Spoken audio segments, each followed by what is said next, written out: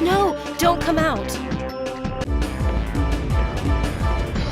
Hurry up, old lady. Get the hell out of here.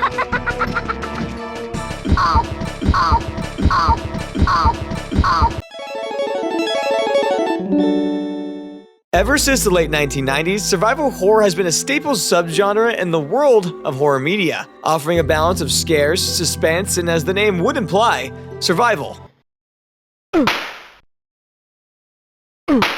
Although games like Alone in the Dark helped lay the groundwork for the subgenre in the early 90s, it was Capcom's iconic Resident Evil that coined the term and created a benchmark for all other games to live up to. In the decade since, there have been a slew of fantastic survival horror franchises, including the likes of Silent Hill, Fatal Frame, Dead Space, and many more.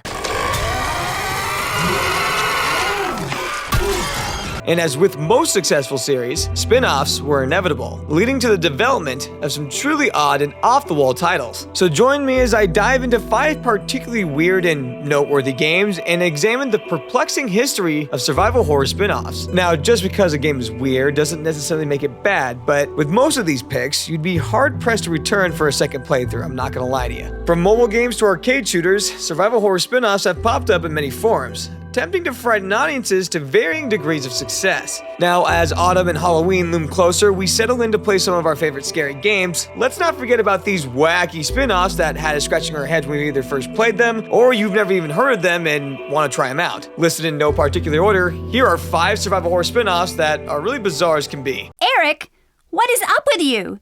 Hurry, we have to go after them! In this space combat ship! What?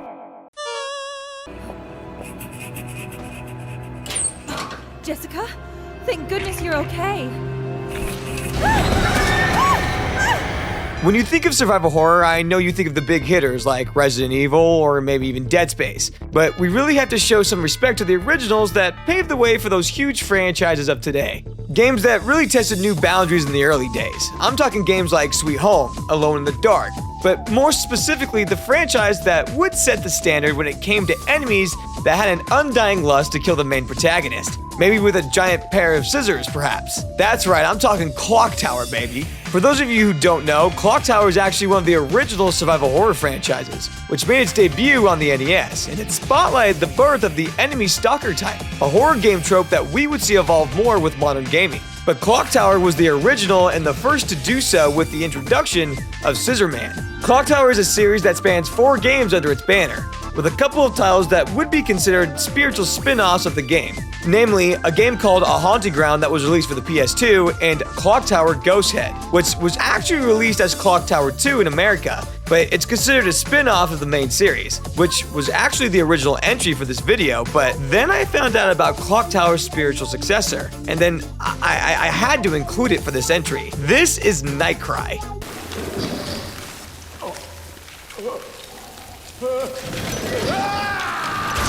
NightCry, previously known as Project Scissors, is a survival horror game and Clock Tower's spiritual successor, developed by Nude Maker for PC and PSP Vita to celebrate the 20th anniversary of Clock Tower: The First Fear, and was made by the original creator of Clock Tower himself, Hifumi Kono. The game is set aboard a luxurious cruise liner called the Oceanus, and follows 2 main protagonists named Rooney and Monica. Whoa! Now, our 2 heroines were returning from some field training studying with their college group aboard the Oceanus, when a mysterious cult sneaks aboard and passengers start turning up murdered left and right, at the hand of the terrifying Scissor Walker. Now, you probably noticed that the Scissor Walker bears a striking resemblance to Scissor Man from the Clock Tower series, and is obviously Mr. Kono's love letter to his beloved franchise. But other than that, and the similar gameplay, it's really the only thing that's tying this game to the Clock Tower franchise. Now, I do want to point out that Scissor Walker was actually designed by Masahiro Ito, which would be the ingenious mind behind the art of the first 3 Silent Hill games. He is also responsible for the design of Pyramid Head. This game was a crowdfunded project, so it's not technically considered a mainline Clock Tower game, but it sports the same game mechanics of its predecessors. You'll click around the environment to search for clues and keys to help further your story, akin to a more modern point-and-click adventure game. The game is divided into exploration and escape section. While in exploration mode, the player explores the cruiser and investigates the strange and gruesome happenings. Players click on objects in the environment to investigate and obtain items, helping to solve puzzles and gain more clues. While doing this, the player can make decisions that will affect their progress and their ultimate outcome for their end of the game. While in escape mode, the player is being stalked by the Scissor Walker. With no weapons, the player can only use environmental happenings to escape,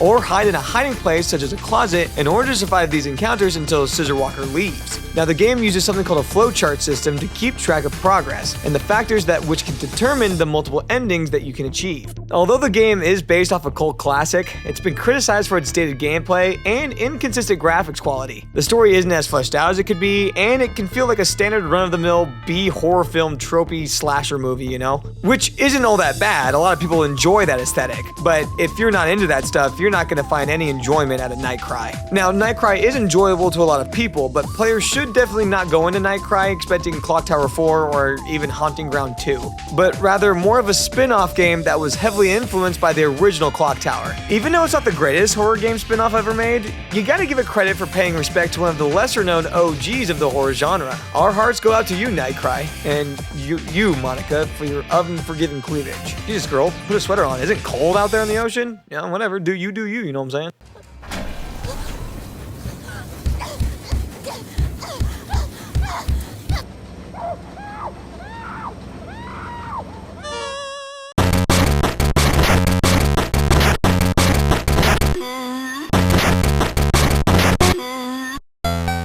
By 2001, the Resident Evil franchise had become the undisputed leader in the world of survival horror, with 4 excellent games that were both appreciated by critics and adored by fans. Looking to bring the series to handheld consoles though, Capcom partnered up with the now defunct British company M4 Limited and created one of the weirdest Resident Evil spin-offs to date, dubbed Resident Evil Gaiden. Now, most of you die-hard Resident Evil fans already know about Gaiden, but if you don't know, this top-down action-adventure game was released exclusively for the Game Boy Color, and boy is it a fucking trip.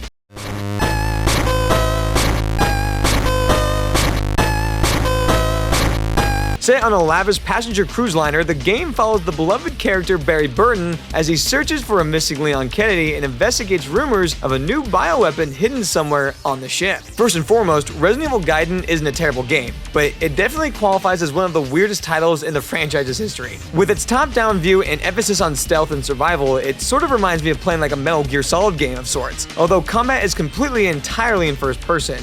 While the puzzles and shooting mechanics were praised by many, the awkwardly colored visuals made it hard to feel any sense of dread or terror. I mean, it's a Game Boy Color, what do you expect? But we gotta remember at the time that this game came out in 2001, horror games weren't really a thing in the handheld market. At a time when the competition for mobile horror games had the likes of Kid Dracula and Alien for the Game Boy, Capcom stood to set the standard like it had done in the past for the PlayStation with its original Resident Evil. Although the story is pretty interesting, the entire tale is non-canon, as it completely contradicts many of the plot points of the mainline series. Let me run you through the gamut real quick, as the game's story isn't very long or complex at all. The game depicts a viral outbreak on a ship where Leon S. Kennedy, one of the protagonists from Resident Evil 2, joined the cause to end bioterrorism and receives orders to investigate the ocean liner, which is rumored to be carrying a new type of BOW developed by Umbrella. Eventually, the headquarters loses contact with him, and Barry Burton, a support character from the original Resident Evil, is sent in to find out about his whereabouts. Shortly after arriving, Barry sees that all the passengers on the ship have been turned into zombies. It's here Barry crosses paths with a random orphan girl named Lucia, who for some reason can sense the presence of Umbrella's new BOW,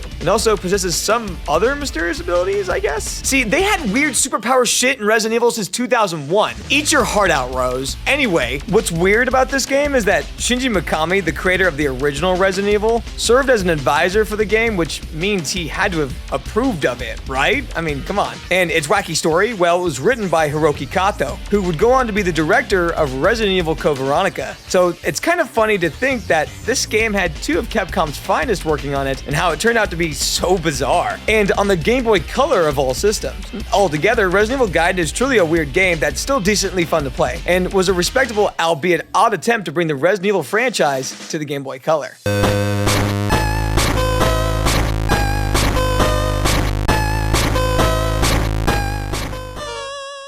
Eric, have you seen Jesse? Tina, Bill isn't here either. What's up with this? This fog, too. What's that sound? Shoot! Shoot!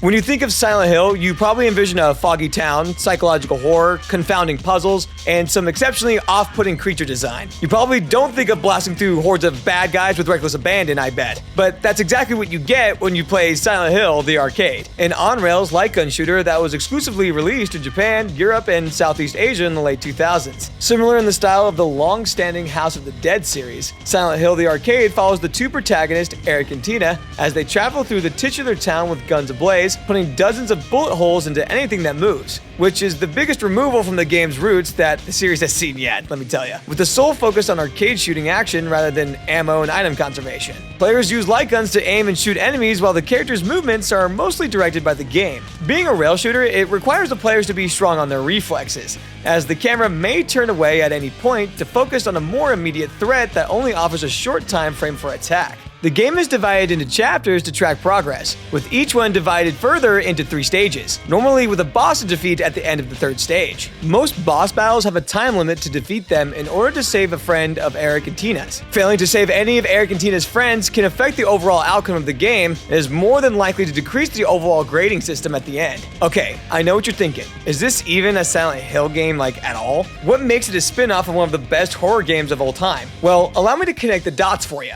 Did you know that Silent Hill has a tourist committee? Yup, that's right. The mystery and murderous town of Silent Hill is like any other town where it relies on its tourism to help fund all those anemones at the community that we all love about Silent Hill. Now, I suppose that's where all the endless amounts of fog has to come from. This game will take you to many of those fan-loved locales of the series, like Brookhaven Hospital and Lakeside Amusement Park. Speaking of which, say hello to Toluca Lake, Silent Hill's main tourist attraction, where the water is clear and full of catfish and loads of dead bodies. In the year of 1918, a sick girl and her mother were aboard a ship called the Little Baroness that mysteriously went missing, and all the passengers were assumed dead. 75 years later, in the year of 1993, we see our heroes Eric, Tina, and the rest of their friends group head into Silent Hill to investigate the rumors of the lake. Here, they stay the night at Jack's Inn and are woken to find their friends missing, and then set to the town to search for them. Throughout the story, we meet a girl named Emily who's looking for her mother, and we discover that Eric's grandfather used to be the captain of the ship that went missing all those years ago. It's then revealed that the day the ship sank, the mother on board killed and drowned her own sick daughter and is tormenting the souls connected to the Little Baroness. Now, there are multiple endings in this game,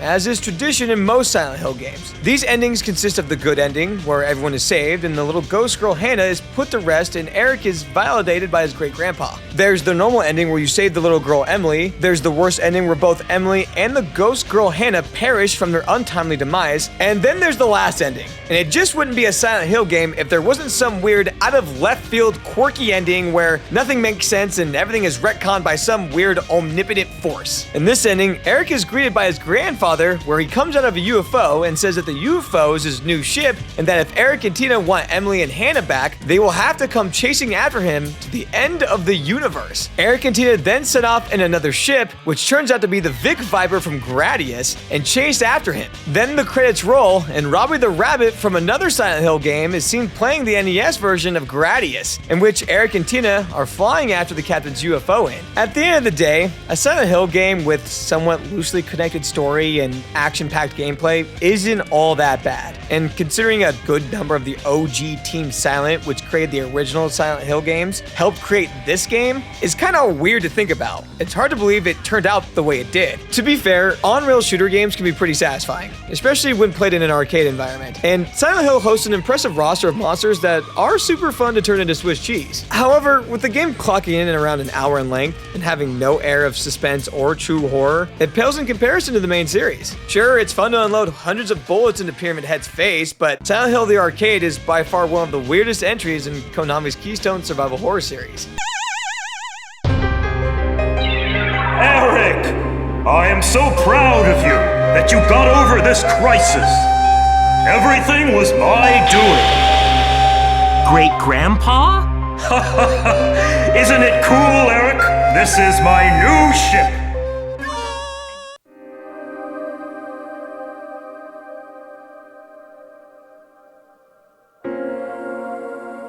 So it would seem that not even the lesser-known survival horror titles are safe from the clutches of corporate greeds that try to squeeze out a little bit more fan revenue. Insert the Fatal Frame franchise and one of its very few spin-off games, Spirit Camera. Released in 2012, exclusively on the Nintendo 3DS, Spirit Camera: The Cursed Memoir, also known as Shinrei Camera, is a unique augmented reality game that was pretty ahead of its time. For those of you who don't know, Fatal Frame is a survival horror series with quite the lineup of games. The series is set in 1980s Japan, with each entry focused on a location plagued by hostile supernatural events. In each scenario, the characters involved in the story use a weapon called Camera Obscura, special objects that can capture and pacify spirits. The series draws on staple elements of Japanese horror and is noted for its frequent use of female protagonists. Aside from a few recurring characters, each game has a self-contained story focusing on a different supernatural threat. The main unifying factor is navigating through haunted locations struck by a supernatural catastrophe, with one of the recurring settings being abandoned Japanese mansions. In this particular entry, you've received a mysterious notebook called the Diary of Faces that, when scanned with your Nintendo 3DS, transports you to a historic and haunted Japanese house where spirits roam freely. Using the greatest handheld of all time, you'll be set in a first-person perspective and utilizing AR technology to investigate an unfolding mystery while battling the phantom that seeks to end you, called the Woman in Black. This was during a time when Nintendo was really pushing the boundaries of the norm when it came to gaming. Stuff like 3D and augmented reality was a big deal at the time. Funnily enough, the core team behind the main Fatal Frame series were in charge of developing this game, which would explain why a large part of the core fanbase appreciates the game's presentation to implement AR and 3D into a horror game for immersiveness. It might sound a little silly on the surface, but thanks to the gyroscopic tracking and immersive visuals of the 3DS, Spirit Camera is actually a pretty neat game. At least for a few hours, you know? I've seen someone compare it to Pokemon Go before, but instead of catching cute little monsters hidden in the environment, you're beating the spectral shit out of ghosts by snapping pictures of them,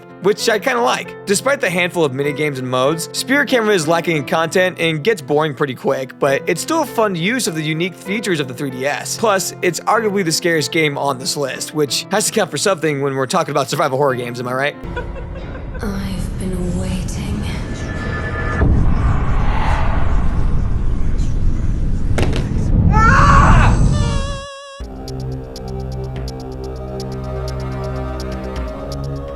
By 2008, the Resident Evil brand had been as prolific as it was successful, with dozens of games, movies, and figures hitting the shelves. Braving where few companies dared to go before, Capcom decided to take this beloved franchise to a newly relaunched Nokia N-Gage 2.0 in the form of Resident Evil Degeneration. No, not the film, but it is based on that animated spin-off of the same name. Degeneration is set 7 years after the events of the Raccoon City incident that follows Leon Kennedy and Claire Redfield as they team up to infiltrate a zombie-infested airport. Although you're only able to play as Leon in this game, and Claire has been demoted to more of a side character and an afterthought. To say the game is loosely based off the film is a little bit of an understatement. The game features creatures from Resident Evil that weren't even in the film, which, why? Like, why? Did you guys need more enemies and these are the only assets laying around? For example, they had Cerberuses and the Tyrant BOWs from Resident Evil 1, Resident Evil 2, and Code Veronica, which don't belong in this setting canonically at all. So it's likely their inclusion was used to draw relation to the Resident Evil franchise. There's still an old website that I found that promotes the game for iPod Touch, which was last updated on May 12, 2009. The game is even still listed for $6.99 US and supports high-resolution 3D graphics in a virtual control pad. Ooh, revolutionary. All things considered, Degeneration tries its best to replicate the established Resident Evil formula with a combination of puzzle solving and third-person gunplay. You can mostly compare it to that of Resident Evil 4, which was one of Capcom's biggest commercial releases of all time. Unfortunately, this game fell a little short when trying to replicate the RE4 success. It's just not that fun to play, to be honest, especially with its really awkward controls and underwhelming engagement. To be fair, this was the early days of mobile phone gaming and was an impressive feat in itself. Unsurprisingly, the N-Gage version of Degeneration wasn't exactly a top seller, so it was eventually ported over to the iPhone in 2009. Even when compared to some of the other Resident Evil games on mobile phones, Degeneration is just weird and janky. Not to say that the RE4 port of the iOS was any better, however, that makes sense for a survival horror game that was initially planned for an N-Gage exclusive. Plus, what the fuck what is this? Leon, what happened to your face, dude?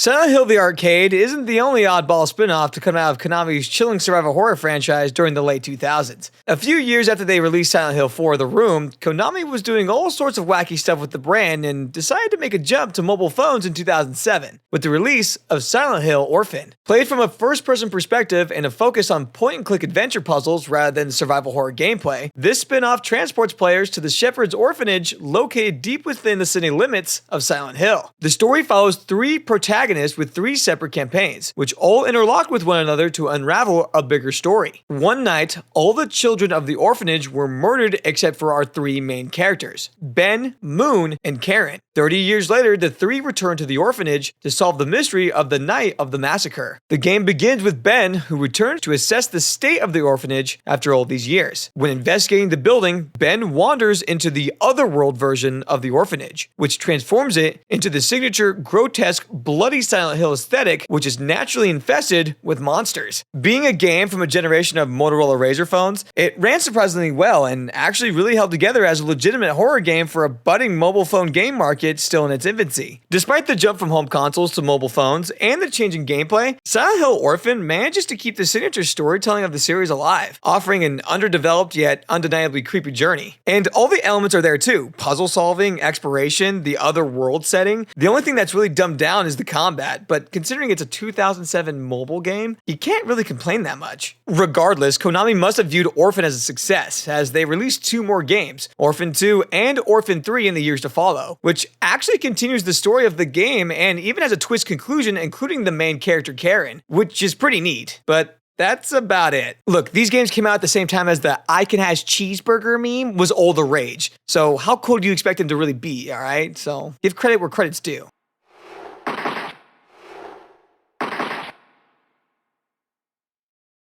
And that's about it. There you have it. But yeah, as you guys gear up to play some of your spooky games and franchises, just remember to pay respects and homages to not only the mainline series, but some of those spin-off games, you know? Go play Clock Tower 2. Go play Code Veronica. I heard there's a Silent Hill dungeon crawler for the PSP or something like that. That sounds cool, you know? Ooh. I might boot up some Resident Evil 3DS Mercenaries, you know what I'm saying? With that being said, I hope you guys have a fantastic rest of your day, and thanks for watching.